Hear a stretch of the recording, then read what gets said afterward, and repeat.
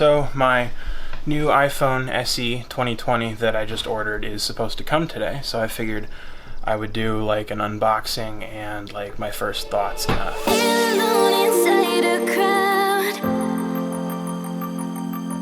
I can't see you anywhere. Here it is, my new iPhone SE, the 2020 version. Let's open it up.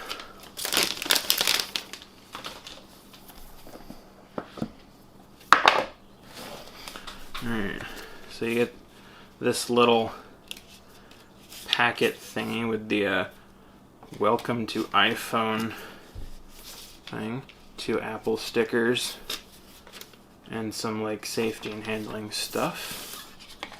And then right there on top is the phone itself. I got the 128 gig version just so that I can make sure that I have enough room for all the stuff I need to put on there. Yeah. And then of course you have the little charging brick, the lightning headphone or earbud things, which I'm probably not even going to open because I don't need, and charging thing. And I think that's everything. Alright. I also bought this case from Ghost Tech to protect it. It's the Ghost Tech Nautical 2. It's a nice, heavy, drop-proof case. I really like it. Alright, so I decided to go to our church to use the internet here to set it up because I didn't want any weird problems caused by our unstable satellite internet at home. Well, I got it all set up. It works. Seems to be pretty good. I haven't really had a whole lot of time to play with it yet, but as I do, I'll update you guys and I'll let you know what I think. Alright, so I've had the iPhone SE for a day-ish, day and a half now, and I've got some thoughts on it. But first I'm going to tell you guys exactly why I decided to go with the iPhone SE.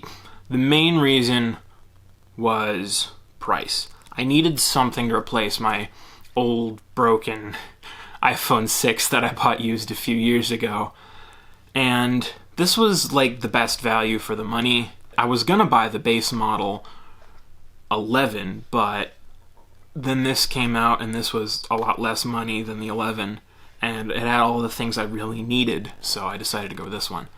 My old 6 was dying. First of all, when iOS 13 came out last year, my iPhone 6 was no longer supported, which meant I couldn't get updates and stuff, and there are a lot of apps and things I need for school and work, and eventually those would stop functioning if I kept with my iPhone 6. Another thing is the battery. The battery was pretty bad. It was at like 60% of its original capacity, and sometimes it would just die randomly in the middle of doing something when it should have had enough battery.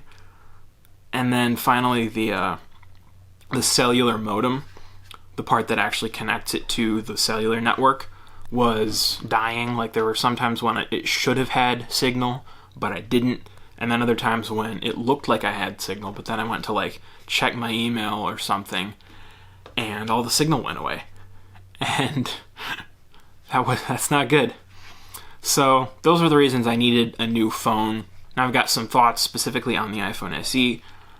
This is not a review, not a full review anyway. This is just some like first impressions and scattered thoughts. If you want a full review, I'll link Marquez Brownlee's review up here. He did a really good review. If you're actually considering buying this, I would go check that out. But after a day and a half of using it, I really like it. It's nice, it's snappy, it's fast. It does everything I need it to. It's a lot better in basically every way than the iPhone 6, and it takes up about the same amount of space in my pocket and feels about the same in my hand, except for the obvious, the home button doesn't actually press It just gives you like haptic feedback. Yeah, the display's great. The battery life is a lot better than my old one. The cellular modem works, which is great. It's compatible with voice over LTE, which is good because my network is moving to exclusively voice over LTE and shutting down their 2G and 3G networks. So, yeah. The one thing I don't like about it is the name. Now, you may or may not have seen my iPhone naming scheme rant.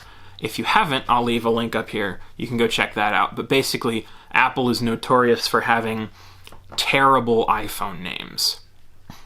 Right, their iPhone naming schemes are always weird and inconsistent. Well, the recording got stopped there for a second, but anyway, this is no exception to the weird naming scheme thing.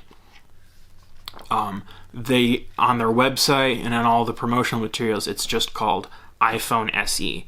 Now, if you'll remember, a few years ago, several years ago actually, Apple made their first iPhone SE, which was the same concept, right? Internals from their flagship, but in a smaller body from an older phone, and at a cheaper price. But the original SE was the chip from the 6S in the body of a 5S, whereas the new SE is the chip from the 11 in the body of an 8. So they're completely different phones, but they have the exact same name because of Apple's dumb naming scheme. And that's the only real thing I had that was wrong with it or anything. Alright guys, that about wraps it up. Be sure to like and subscribe and maybe turn on notifications, and I'll see you in the next one.